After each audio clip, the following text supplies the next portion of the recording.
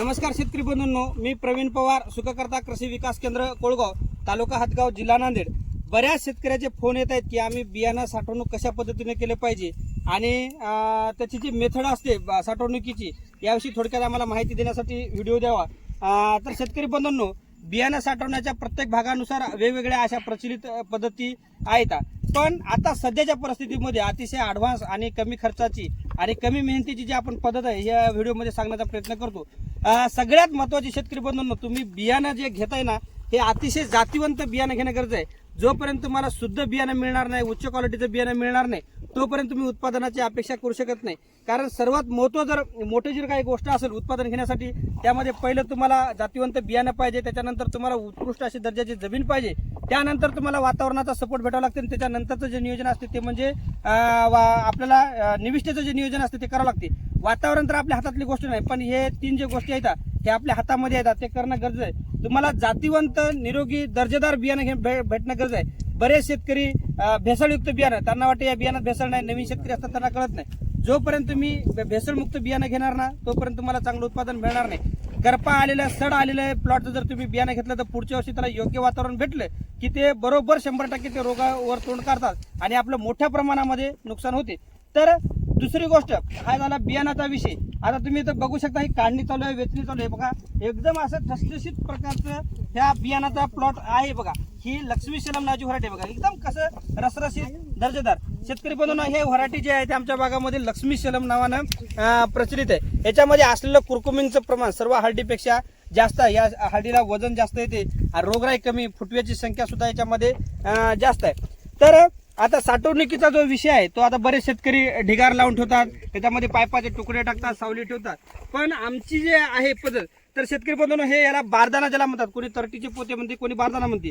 या बारदाण्यामध्ये बियाणं साठवणं अतिशय महत्वाची गोष्ट आहे. बरेच शेतकरी जे कांद्याला पोते येतात, बारीक चाळीदार पोते येतात, त्या पोत्यामध्ये बियाणं साठवतात. शेतकरी बंधूंनो, हे बियाणं आपण उन्हाळ्यात साठवल्यामुळं खूप मोठ्या प्रमाणामध्ये त्याच्यामधले पाण्याचं शोषण होते आणि बियाणं सुकून खराब होऊन जाते. म्हणजे प्रत्येक पोत्यामध्ये 40-50 किलोच्या पोत्यामध्ये तुमचं 3 किलो 4 किलो बियाणं खराब झालेले होते.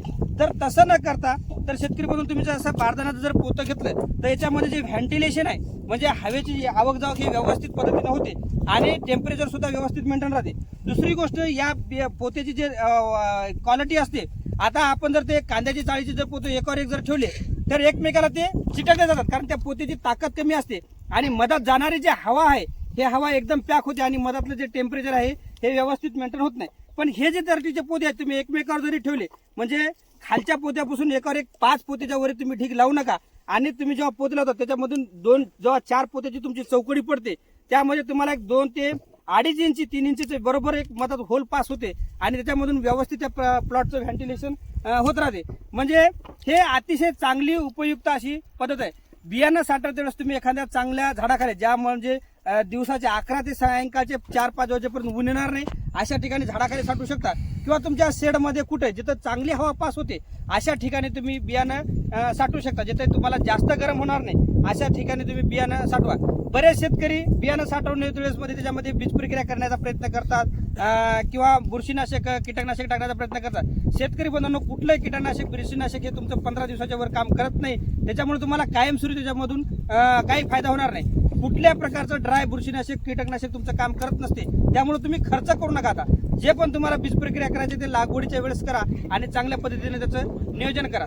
त्याच्यानंतरची एक तुम्हाला एक विशेष गोष्ट सांगतो की बरेच शेतकरी बियाणं साठवणुकीमध्ये खराब होऊ नये म्हणून याच्यासाठी शेतकरी पाणी टाकायचा प्रयत्न करत असतात बियाणं. तर शेतकरी बियाणं साठवण्याच्या वेळेस तुम्ही कुठल्या प्रकारचं पाणी वापरू नका. एकदम कोरडा अशा पद्धतीने बियाणं तुम्ही तुमच्या शेडमध्ये थंड झाडाखाली जर ठेवलं तर तुम्हाला चांगलं. बियाणं घेतल्या वेळेस तुम्हाला एक समान बियाणं निवडा. तुम्हाला लहान साईज घ्यायचं असेल तर लहान घ्या, मोठ्या साईज घेतलं तर मोठं घ्या. जेवढं तुम्ही चांगल्या पद्धतीचं बियाणं घेशाल, ठोकर शेंगा ज्याला आपण म्हणतो, जाड शेंगा घेतलं तेवढं चांगलं. बरेच शेतकरी गट्टू सुद्धा लावतात, पण गट्टूला मुळ्या जास्त असल्यामुळं किंवा त्याला जे येणारे जे पाला असतो वरचा, याच्यामध्ये खूप प्रकारच्या हानिकारक बुरशी आणि कीटक सुप्तावस्थेत जातात आणि ते आपल्या त्या जमिनीमध्ये जाऊन पुन्हा त्याला योग्य हवामान भेटलं की आपलं त्याच्यापासून खूप मोठ्या प्रमाणामध्ये नुकसान होते. पण हे शेंगापासून आपल्याला उत्पादनही चांगलं होते आणि खर्च आपला कमी होतो. त्याच्यामुळे होईल तेवढं शेंगाचं तुम्ही प्लॉट घेण्याचा प्रयत्न करा. चांगल्या पद्धतीने बियाणं साठवा आणि आपलं चांगलं उत्पादन घेण्यासाठी प्रयत्न करा. धन्यवाद.